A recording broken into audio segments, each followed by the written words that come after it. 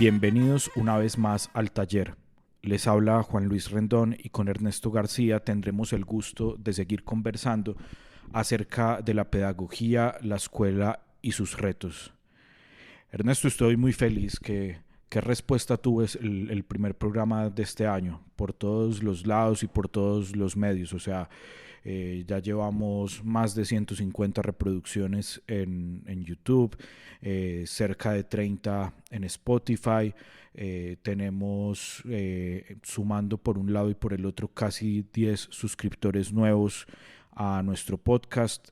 Y bueno, voy a hacer aquí una cosa relativamente kamikaze porque tengo una pregunta que tal vez vaya a ser un poquito más teórica de lo usual, pero es que me viene martillando hace rato y no me la aguanto más. Pero antes de entrar en materia, te quiero saludar y preguntarte cómo recibiste tú la respuesta de nuestro primer capítulo. Sí, claro que sí. Yo estoy también muy complacido por las dos cosas. Lo que tú señalas, que es la recepción de, lo, de la deliberación, pero en mi caso también estoy muy contento es porque al menos en esta ocasión se probó con lujo de detalle y de solvencia la hipótesis, la conjetura que había yo planteado, y es las repreguntas de los oyentes enriquecen largamente las reflexiones, el discurso dado y sobre todo las preguntas para el futuro. Bien, bueno, entonces, sin darle muchas más vueltas, más que las necesarias, que es los agradecimientos permanentes que tenemos con Cocultura y con el Gimnasio Internacional de Medellín, que nos abren cotidianamente sus puertas, no solo para grabar el espacio, sino para experimentar y para construir todo lo que desde el instituto venimos haciendo. Bueno, entonces eso no lo quería dejar pasar. Y te cuento, Ernesto, cuál es la pregunta que tengo para hoy. Y es que hace un tiempo hablábamos, en uno de los programas pasados, hablábamos de las diferencias o de las precauciones distintas que debe tener un maestro que se tiene que dedicar a una población tradicionalmente llamada infantil y pues cuáles son las diferencias a un maestro que le van a entregar, pues es un grupo, digamos, de adolescentes. Y bueno, ese programa fue muy bonito y yo creo que, si no me falla la memoria, en ese espacio resultó esa, esa, esa consigna ya verificada y probada de, de del cultivo de los ideales, digamos, de cómo se cosechan los ideales. Pero la semana pasada, hablando con unos amigos que ya estamos todos próximos a cumplir los 30 años, entonces con la angustia de cómo va cambiando el mundo y de que el mundo en el que estamos hoy ya no es el mismo mundo en el que nacimos, ¿cierto? Eso, nosotros no nos habíamos enfrentado todavía a esa realidad. Pues nos preguntamos si nosotros alcanzamos a ser preadolescentes, ¿cierto? O si los preadolescentes, los que han sido preadolescentes nacieron después de nosotros, o sea, como que nosotros sentíamos que nosotros pasamos directamente de ser niños a ser adolescentes, nunca nos pusieron la chapa, digamos, de preadolescentes. Y lo discutimos porque alguno de ellos creía recordar que sí nos alcanzó a tocar ser preadolescentes, y en cambio otros creíamos que no, que esa palabra es como muy nueva para nosotros. Pero entonces la pregunta que quiero que conversemos es eso, es ¿qué es eh, un preadolescente desde el punto de vista del maestro? Es decir, ¿por qué el maestro tiene que nombrar distinto a ese ser humano que está entre más o menos, digamos, los 11, los 12 años hasta los 13, 14 años? ¿Por qué esos 3, 4 años hoy se han diferenciado de la infancia, pero también de la adolescencia, ¿a qué obedece que el maestro tenga ese problema? Bueno, obedece a muchos elementos, desde luego eh, de las derivas culturales, y cuando yo digo derivas culturales evito decir cultura, porque la gente cree que cultura es como quien dice, un acuerdo de los intelectuales que incluye valores estéticos, valores morales y valores cognitivos. Y entonces es un acuerdo, y cultura entonces es una imposición desde afuera a los ciudadanos. No, las derivas culturales, bien haces cuando dices, a nosotros en nuestra época no nos tocó. Efectivamente, estamos en un mundo que ya no es el mismo que nos tocó a nosotros. Eh, el hombre, el ser humano, es un ser cultural, un ser, para decirlo en términos, digamos, un poco más escuetos, es un ser histórico. Como decía Ortega y Gasset, el hombre no tiene naturaleza sin historia, y la vida del hombre es, cada cual inventa su propia novela. El hombre es novelista de sí mismo, y dice el original o plagiario, pero novelista de sí mismo, es el que escribe su historia. El hombre considerado individualmente, pero también considerado comunitariamente. O sea, vamos a decir, la ciudad de la estrella.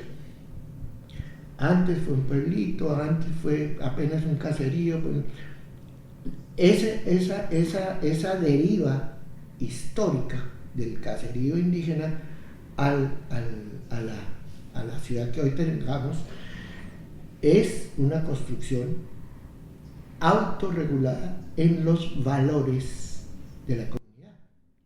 Que permítame, ahí es muy importante, sí, es una construcción, pero no necesariamente una planificación. Sí, en ningún caso, nunca es la aplicación de una ley o de una norma o de un acuerdo cultural. Podemos ponernos de acuerdo en lo que queramos. La verdad está escrita en la historia real de los individuos y de las comunidades. Entonces, dicho eso, lo primero que tengo que aclarar y esclarecer es que esas clasificaciones, esos límites, concretamente, primera infancia, niñez, preadolescencia, adolescencia y juventud, no son ni fueron nunca caprichosos. El siglo XX en general fue bastante ignorante y creía que era un asunto, digamos, la cultura, y la cultura académica incluso, en la que yo mismo me formé como maestro, por ejemplo, sabía que la crisis de la niñez obedecía a asuntos que se decían en ese entonces neurofisiológicos. Pero que las manifestaciones culturales, etcétera, conductuales o lingüísticas o sociográficas de los niños en la crisis de adolescencia, se llamaba crisis de adolescencia, que eso eran asuntos, digamos, más o menos caprichosos, que no están regulados por ley alguna. Entonces nos preparaban, a los maestros nos preparaban, no, es que entiéndalo, es normal, es natural, etc. Pero siempre bajo digamos, la condena. Usted no puede hacer nada con ello, porque eso es un asunto neurofisiológico. Y en la neurofisiología usted no tiene nada que hacer. Hoy día, en el siglo XXI, esos dogmas están completamente caídos.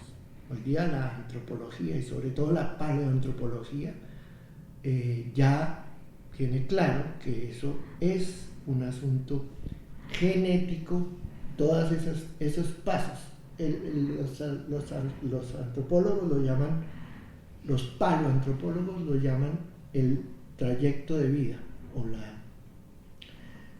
Y entonces se sabe, efectivamente, nosotros, pues, el ser humano tiene todas esas 4 estadios, mientras que los antropoides no tienen sino dos estadios o 3, pongámosle.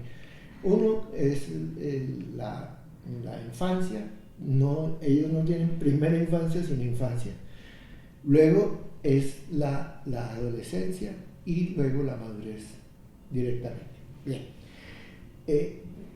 Dijiste que era muy teórico, más teórico que lo que suele ser. Entonces vamos a parar ahí de las teorías y vamos a entrar concretamente hoy. El maestro de hoy, con la preparación o la ilustración que quiera, ¿no? ¿Qué le pasa al maestro de hoy frente a esas gradaciones del desarrollo, voy a decir, del desarrollo antropológico de sus alumnos, que no psicológico, ¿sí? Lo que le pasa claramente es que los niños, los bebés, como ahora los recibimos desde tan chiquitos, hasta los 4 años, los bebés, la primera infancia, que en mi época de facultad decíamos iba hasta los 5 años. Nosotros sabemos hoy que ya va más atrás, está más tempranamente cortada. Pero esa primera infancia tiene una estructura fundamental alrededor de la construcción de 2 cosas: el lenguaje y la estructura corporal. Está caracterizado principalmente por los eventos fundamentales del caminar en los 2 pies propios. Ustedes saben que todos los niños nacen y no pueden caminar, no pueden caminar de ninguna manera, pero empiezan a caminar. Cuando empiezan a caminar sobre los 9, 10 meses, tienen que hacerlo con apoyo, porque su cuerpo todavía no ha terminado de construir lo que la especie humana construyó en millones de años de desarrollo, desde que nos erguimos en las sabanas africanas hasta que ya salimos de ellas. Bueno, primera infancia tiene que ver con 2 cosas: lenguaje y esquema corporal, o sea, autonomía del cuerpo. El niño aprende a comer, el niño aprende. Y eso normalmente en la cultura actual, en la estructura colectiva actual, ocurre a más tardar hasta los 5 años. Cada vez los niños nos llegan más precoces. Pero bueno, y ahí a los 5 años ocurre un fenómeno que no es un fenómeno cultural, quiero decir, no es que le enseño. Nosotros decimos en el método subjetivo de la lengua escrita, todos los niños a los 5 años aprenden a leer y escribir por su cuenta, salvo o siempre que nadie pretenda enseñarse.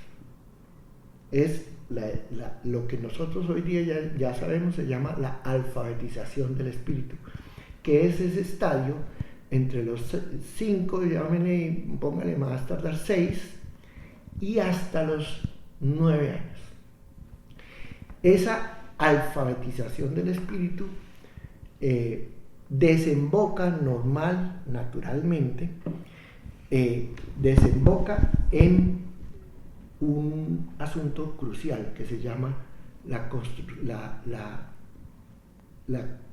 aparición, la emergencia. No es que se ponga uno a construirlo, es que de su vida diaria con o sin escuela, con o sin maestro, los niños entre los 6 y los 9 años, dígale hasta los 10, inventan el código racional de conducta.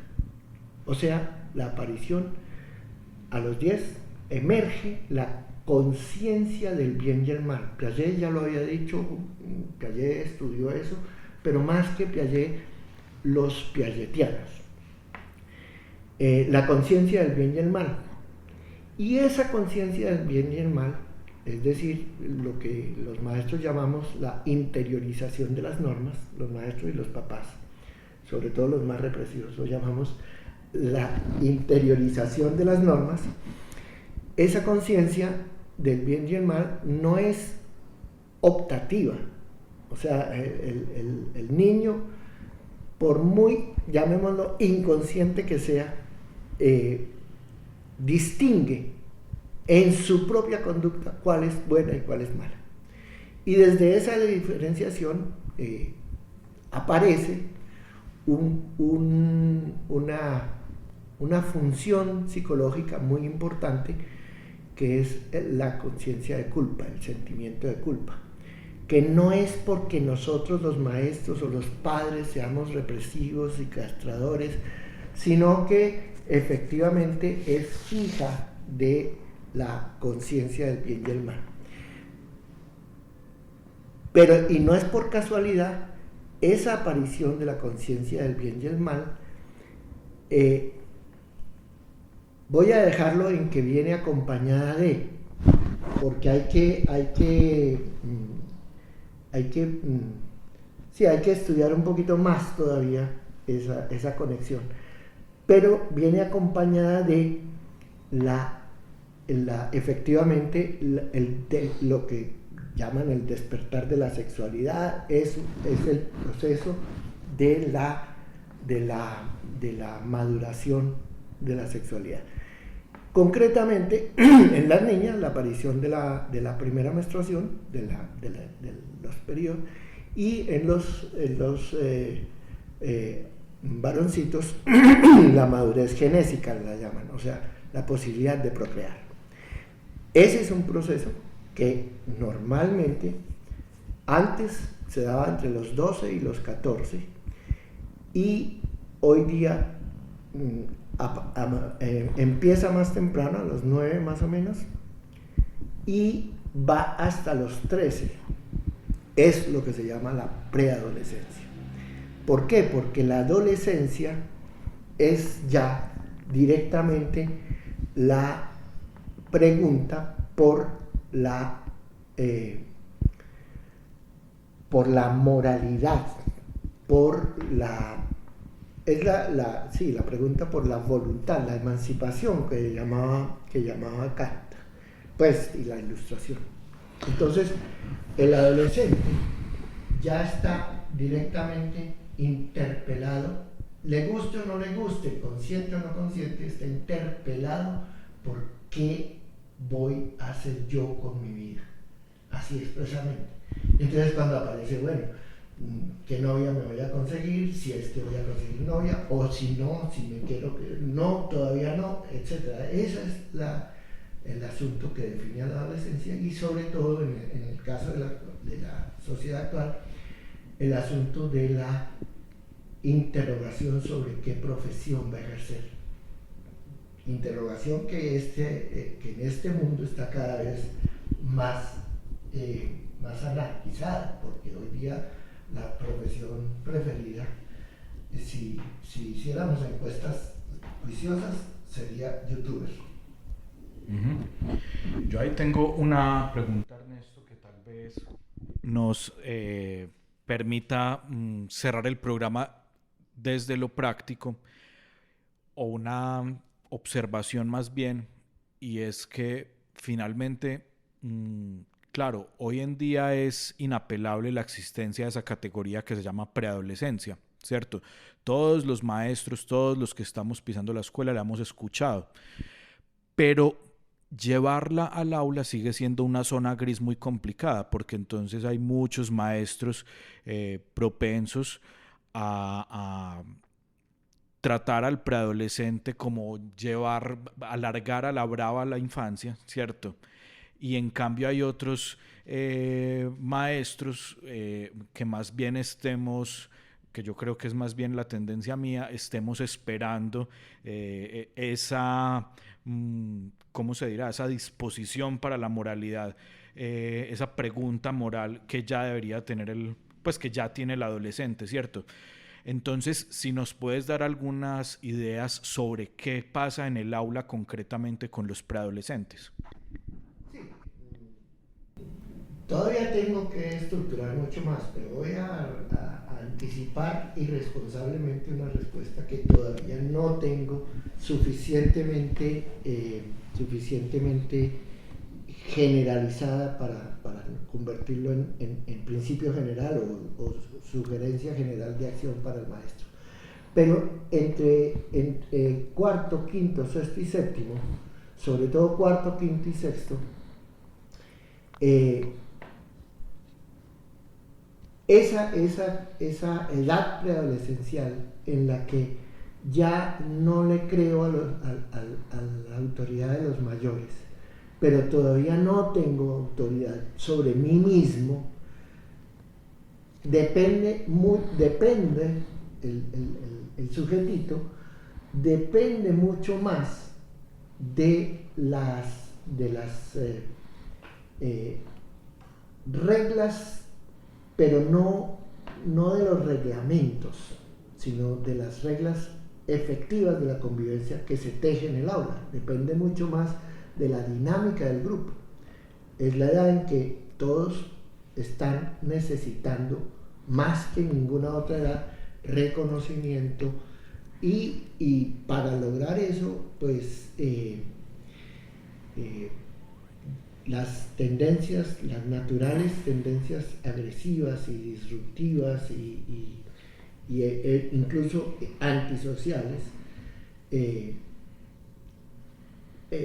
tientan a muchos. Entonces, la pregunta que haces, ¿qué tenemos que hacer? Tratar de prolongar la infancia metiendo un montón de reglas y códigos de penas y no sé qué, o más bien tratar de acelerar la madurez dándoles mucha libertad. Ni lo uno ni lo otro. Arminda Verasturi, que es para mí el clásico más, el texto clásico más solvente sobre este asunto. Arminda Verasturi decía: el que le da toda la libertad, ella habla, su texto se llama La adolescencia normal. Texto que por lo demás está disponible en la página del instituto para que por favor lo tengan, si lo quieren leer, pues ahí está. Ella ahí dice, uno de los elementos cruciales que yo tomé de ese texto es que lo normal en la edad preadolescente es que cuando los padres y los maestros debilitamos nuestra presencia autorizada, nuestra presencia de autoridad, o debilitamos nuestro principio de autoridad, el pobre preadolescentico se siente abandonado, no se siente liberado.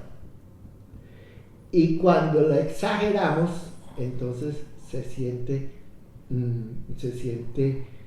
cuando exageramos las normas, se siente enajenado. Entonces, el arte está en que la forma de organización de la vida en aula crezca sistemáticamente, no de manera aleatoria, crezca alrededor del autogobierno al interior del aula, lo que nosotros llamamos el autogobierno de los escolares. Muy bien. Se nos acaba el tiempo y creo que el programa resultó mucho más práctico de lo que yo me lo esperaba, pero y eso me alegra porque entonces no vamos a ahuyentar a nuestra audiencia con este capítulo. Y vuelvo a la tradición de saludar a los nuevos suscriptores que siempre son una alegría para nosotros. Entonces, en esta ocasión debo saludar al profesor Guido, al profesor Raúl, a la profesora Raquel y a uno que no puedo identificar tan fácilmente porque su usuario en YouTube es Profe Digital, pero también pues un saludo para él. Eh, bueno, yo creo que ya vamos retomando la dinámica tal como la veníamos trayendo y entonces los esperamos el próximo martes con una nueva pregunta para labrar.